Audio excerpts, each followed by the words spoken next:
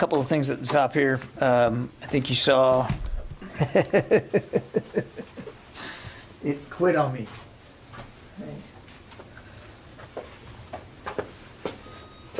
I think you saw that this morning the Secretary called his Romanian counterpart, Minister Dinku, to continue coordinating our assistance to the Ukrainian people who are bravely resisting Russia's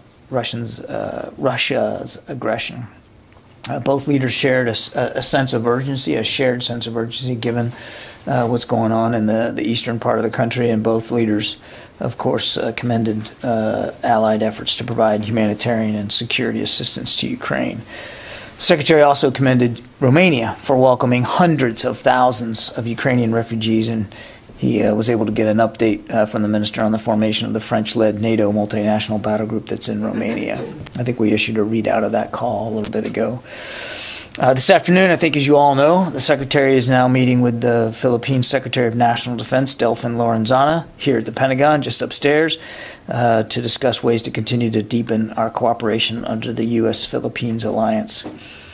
Both ministers will reiterate their commitment to supporting the security, stability, and prosperity of the Indo-Pacific and to ensuring the alliance remains capable and based on shared values and interests. They're also scheduled to, of course, discuss the importance of acting in unison to condemn Russian aggression and acting in solidarity with Ukraine. Finally, the Secretary will express his deepest condolences on behalf of the Department for the tragic loss of life in the Philippines in the wake of Tropical Storm Megai. I think it's more than 100 Filipinos now have lost their lives as a result of that tropical storm. And with that, we'll take your questions. Bob, I think you're on the phone. Yes, thank you, John. On Ukraine, wondering what signs you might be seeing of an imminent escalation of the Russian offensive in the Donbas based on recent airstrike activity or other indicators that you're monitoring. Sorry, Bob, can you repeat that? Yeah, what signs you might be seeing of an imminent escalation in the Russian offensive in the Donbas based on recent airstrike activity or other things that you're monitoring? So I would say just kind of reset what we've seen over the last couple of days, and hopefully this will get at your question. I mean, we have seen the Russians continue to flow in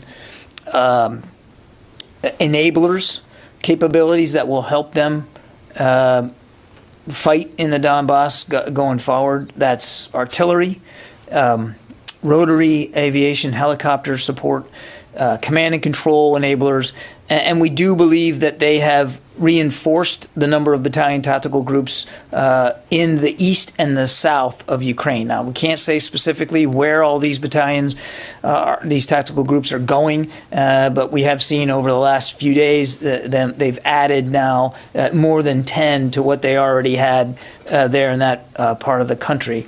Separate and distinct from that, Bob, we have continued to see the concentration of their airstrikes and artillery in the Donbas and in the south, particularly around and in Mariupol. That's where the preponderance of their strike activity has gone, and the fighting with Mariupol, as you guys have all seen, continues. The Ukrainians are still resisting. The city has not fallen to the Russians, but they continue to pound it from the air and through long-range fires. So it's been just over the last several days, you can continue to see the Russians are doing what we call shaping. They're trying to set the conditions for more aggressive, more overt, and larger ground maneuvers in the Donbas. But again, I would remind, this is an area of the country that has seen fighting over the last 8 years. This is a terrain that both sides understand and know, and the Ukrainians, it's not like they ever left the Donbas and only have been, racing to get there in the last few days. They have been there throughout this invasion and throughout the last 8 years, and they continue to fight very, very strongly for places in the Donbas. And we have seen indications in just the last few days that the Ukrainians not only have defended bravely, but they have been able to secure certain villages and towns in the Donbas.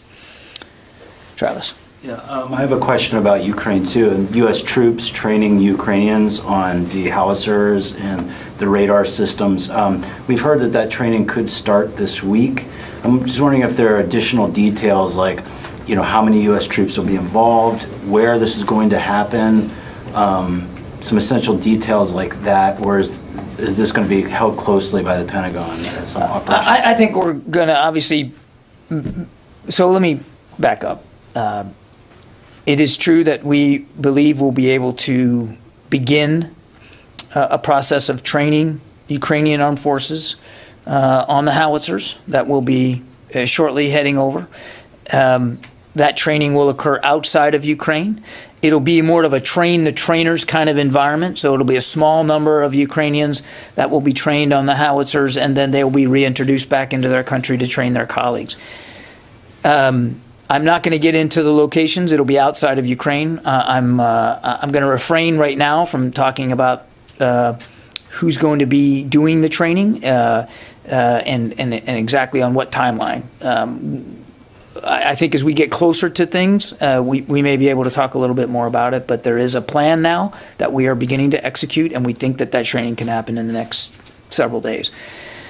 Important to remember, Travis, that this is not while this particular system is new to the Ukrainians, they don't use American howitzers in artillery.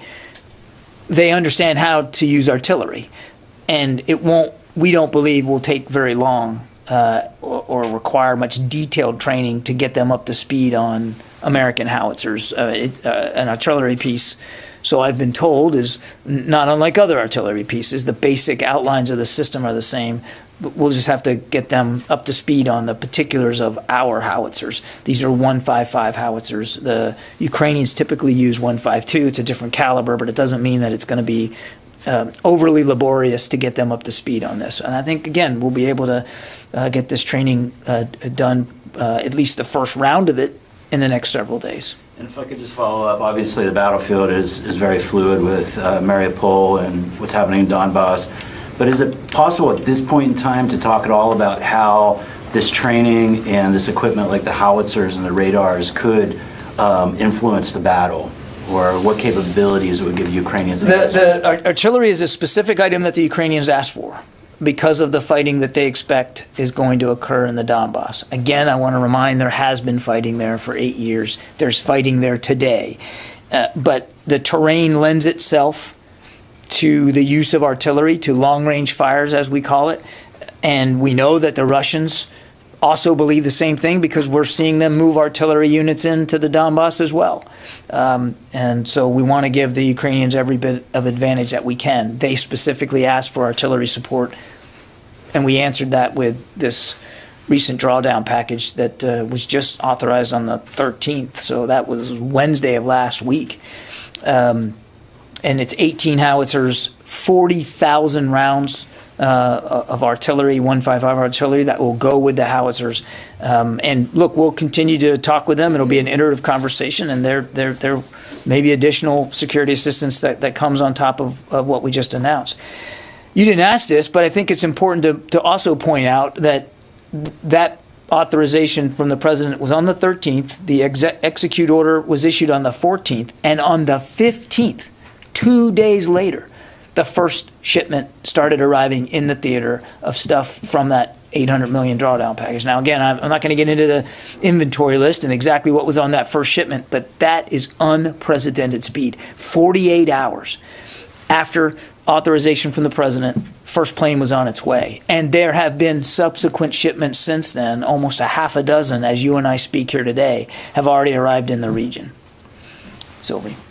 I have two questions.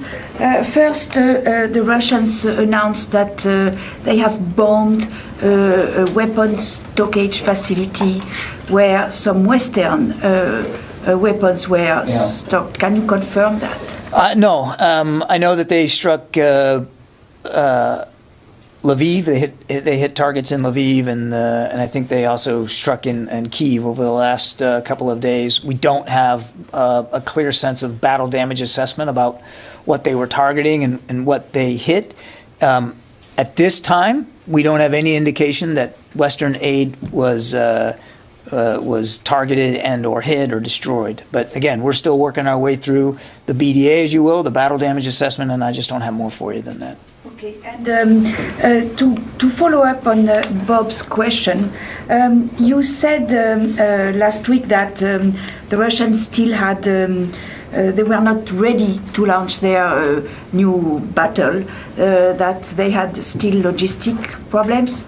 Do you assess that they improved their logistic preparation now and that they could be able to launch? Yeah, too soon to tell, Sylvie. I mean, these appear to be chronic difficulties that the Russian military has had in terms of logistics and sustainment, command and control, unit cohesion, operational maneuver, integration of air to ground, all problems that they still suffer from. So it remains to be seen whether they have, quote, fixed these problems and are now ready to execute in a more efficient way in the Donbas. Our assessment is that they are still struggling with a lot of these problems. Also our assessment is that part of the reason that we're talking about shaping operations in the Donbas is because the Russians are trying to learn from their mistakes. So in the last few days, we have seen them move in, as I said, command and control enablers, aviation support, largely helicopters, moving in artillery units ahead of what would be massive ground movements by troops or larger ground movements by troops.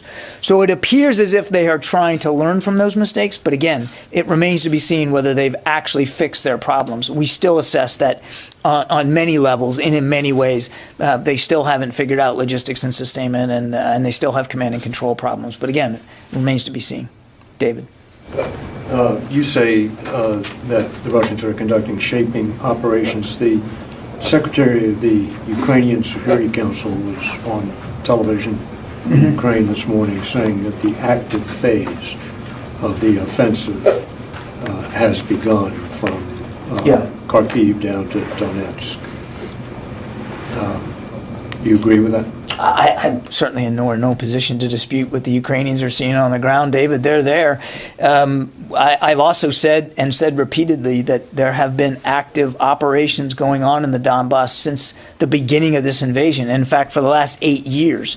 So we absolutely have seen, and we've acknowledged that we've seen offensive and defensive operations by both the Russians and the Ukrainians in just the last several weeks. There's no question. And I just said a few minutes ago, we've seen the Ukrainians move against Russian positions in certain towns and villages, and we believe that they've been able to re-secure some of those towns and villages in the Donbas. So we're not disputing that there's not combat going on in the Donbas. What we're saying is we still consider what we're seeing to be a piece of shaping operations, that the Russians are continuing to set the conditions for what they believe will be eventual success on the ground by putting in more forces, putting in more enablers, putting in more command and control capability for operations yet to come.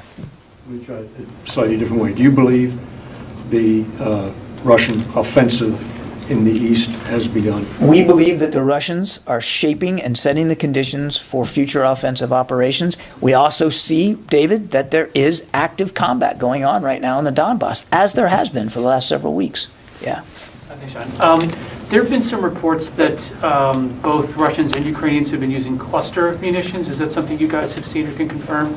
We are not in a position to independently verify the use of cluster munitions. I mean, we've seen the video, of course, the same video that I'm sure you've seen and looked at, but without being on the ground, it's difficult for us to say definitively and independently that we can confirm that. Certainly not refuting the images or what others are saying about it. Okay? Janie, I'll come back to you in a second. Okay. Mike Bress, the Washington Examiner. 2 questions. First, has any U.S. aid not gotten to where it's supposed to go? And secondly, could we get an update on Russia's military capability? Well, that second one's a big one, Mike. So on the first one, just to remind, what we're doing is helping coordinate the transshipment of not only U.S. security assistance, but security assistance provided by many other nations, more than 30, getting it into Ukrainian hands, getting it into Ukraine using ground methods. And that's as far as I'm going to go in terms of the details on that. And we're confident that that material continues to get into Ukraine. Once it gets into Ukrainian hands, it's up to the Ukrainian armed forces to decide where it goes, what unit gets it, when, where it's stored, if it's stored at all temporarily. That is up to the Ukrainians to decide, not the United States. We're not putting strings on this stuff and telling them that they have to move this by a certain date or get it to a certain unit. That we would not step on their toes in that regard. Our job, get it in the region, get it into Ukraine, and then the Ukrainians use it in the field. As for Russian military capability, that's a very big question, so I'll do the best I can. I mean, we still assess that in general they have the vast majority of their assembled combat power available to them.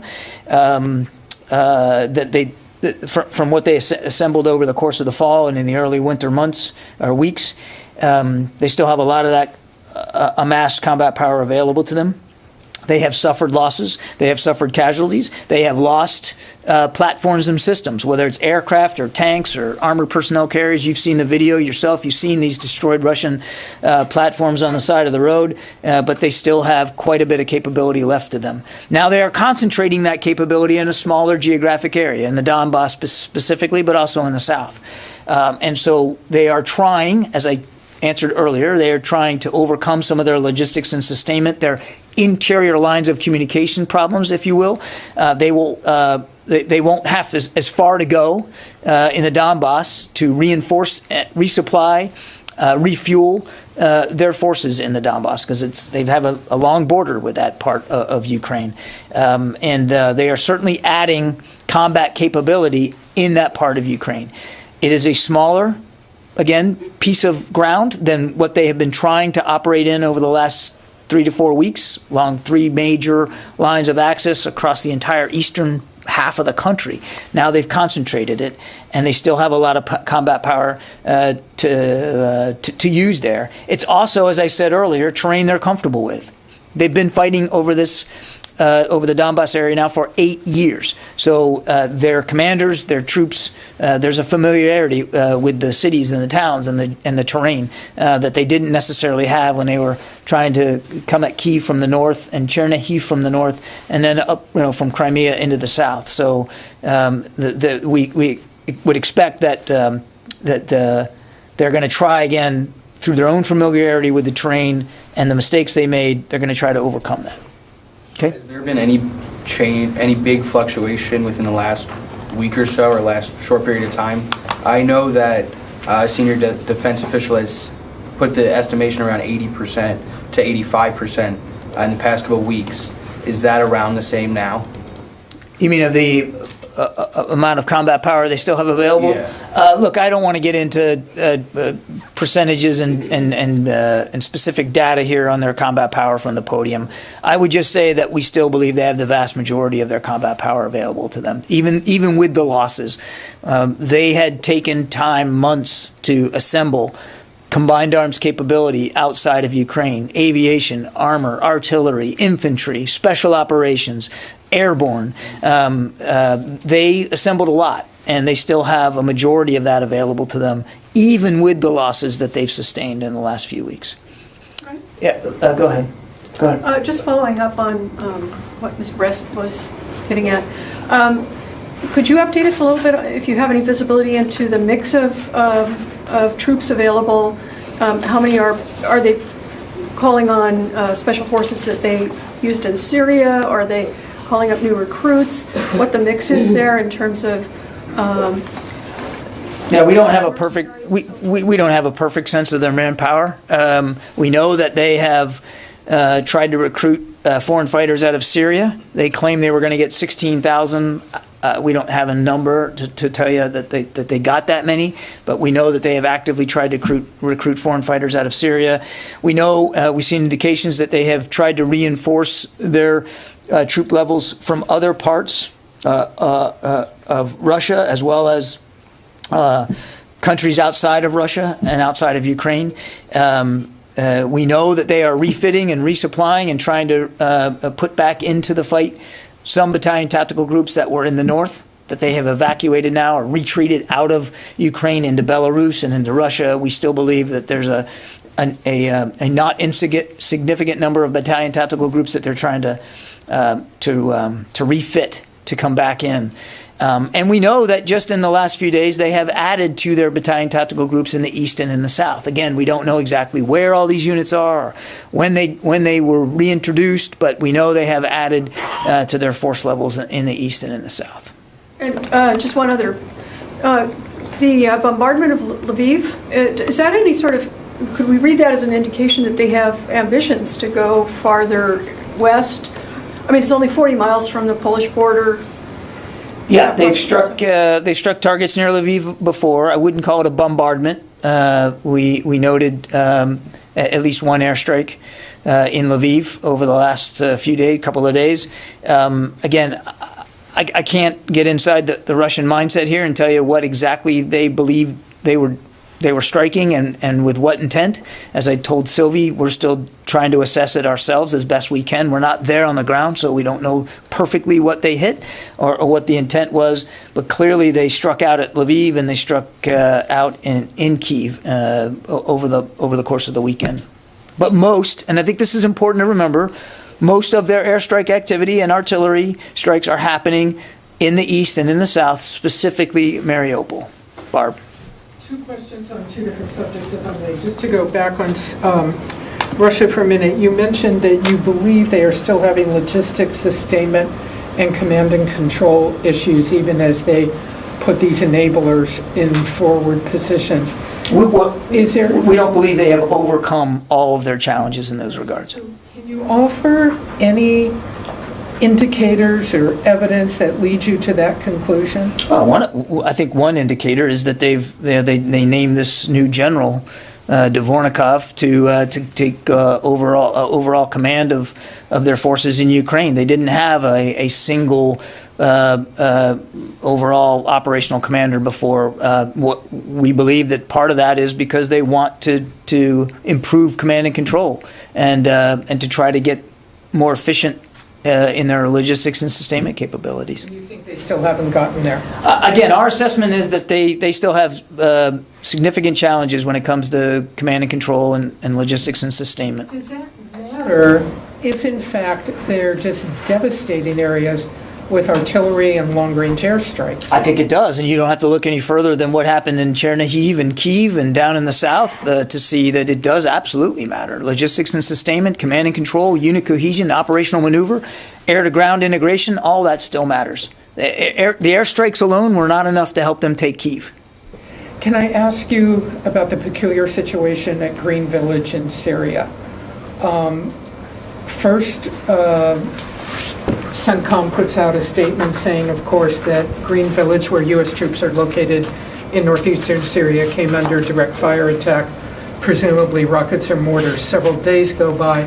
We then are told that there's a statement, if you go on their website, that says, no, that was wrong, that explosives were deliberately placed at Green Village, where U.S. troops are. It seems very odd that the military, CENTCOM, was not transparent on this matter to let people know that U.S. troops were victimized by what they assess to be deliberately placed explosives. Can you tell us what the situation is right now?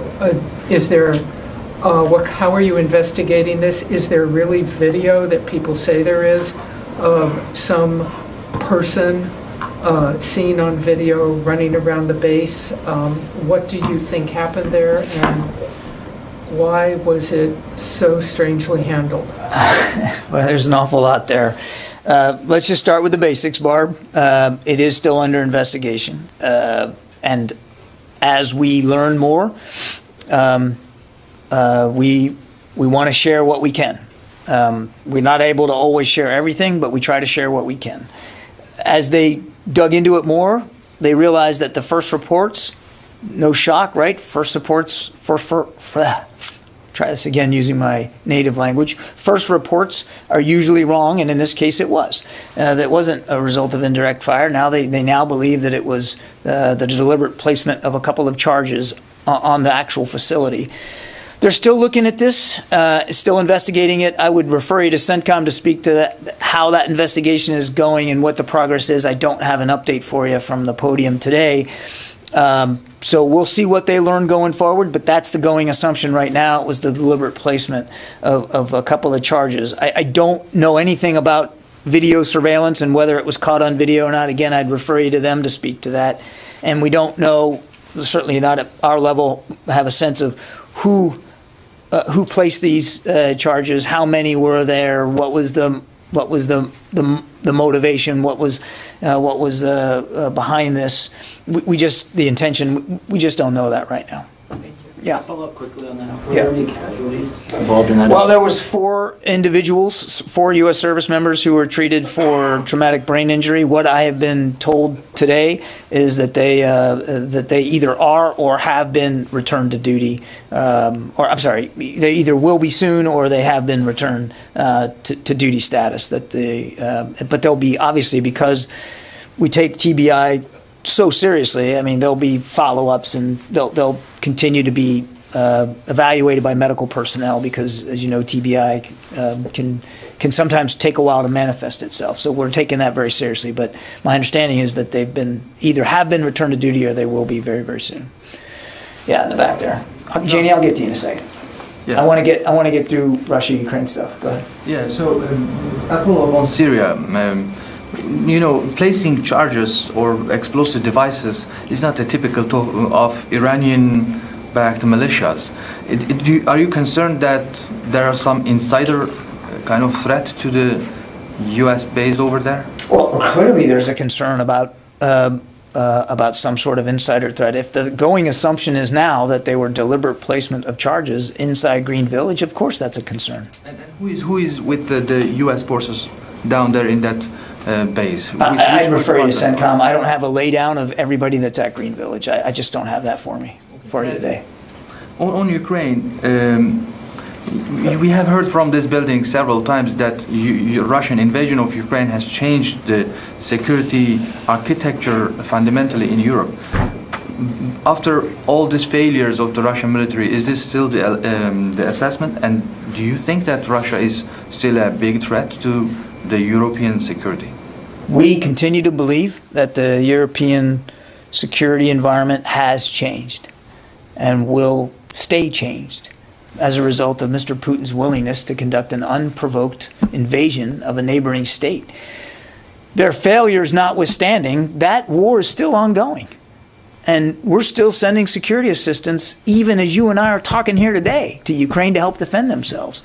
So of course we assess that the security environment is changed. Not has changed, not will change, is changed. And so we are going to continue to have conversations here inside the department and with allies and partners about what those changes portend for our posture going forward. I don't have any answers for you today. We haven't made any decisions. We're not going to make any decisions without full consultation with allies and partners, but we're absolutely operating under that assumption. Kelly. You mentioned, I believe, to Sylvie's question, that Russia is learning from its failed efforts in the north, but also saying that they're still having these command and control issues. So are they learning from what happened in the north? What are we seeing? What are you assessing? I think we believe that they are trying to learn from past mistakes, and you can see that in just the way they are conducting these shaping operations. They're conducting themselves in ways that we didn't see them around Kyiv, for instance. So it appears as if they're trying to learn. Now, whether they will be successful in doing that, whether we can say they have learned, I just don't think we're ready to say that right now. I think it's too soon to know. And one more, if I may, on cyber attacks. I wanted to ask you if you're seeing any military systems being targeted, command and control, and how is the U.S. going to respond if the U.S. and NATO are hit by cyber attacks? So you're asking if we have suffered any cyber attacks as a result of a couple of the DoD infrastructure, cyber infrastructure gets assaulted in cyberspace every single day by a plethora of different actors out there. It's something that we have to be cognizant of every single day and work on our resiliency every single day. Do I have any information about a specific cyber attack based on, from Russia or Russia state actors as a result of Ukraine? No, I'm not. Yeah, in the back. President Zelensky said over the weekend he fears Russia using nuclear weapons, but Ukraine's head of the military intelligence, he says that he thinks Putin's bluffing. What's the U.S. assessment on that possibility that Putin were to use nuclear weapons? I would just tell you two things. One, we noted with concern, as we said at the time, when Mr. Putin began to use escalatory rhetoric with respect to nuclear weapons at the very outset of this war. It certainly got our attention. Number two, and we said at the time that kind of rhetoric coming from a nuclear power clearly not constructive, and warranted us taking it seriously.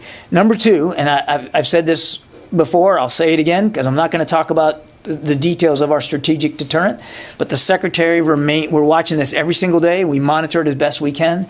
He remains confident in our strategic deterrent posture and our ability to defend the homeland as well as our allies and partners from a strategic deterrence perspective, and that's really where I'm going to leave it. Jared from Al Monitor. Hi, John. My question has been asked. Thank you. Jared, the last question, Janie. Thanks, John. On North Korea, and I asked a question after that, I follow up. And the North Korea test fired on new tactical guided weapons yesterday. What is the U.S. reactions on this? We're still analyzing these launches, Janie. I don't have a lot of detail for you today. Obviously, we're still trying to assess what exactly happened here. How does the Pentagon evaluate North Korea's nuclear warhead missiles? It ability to strike the United States mainland? I think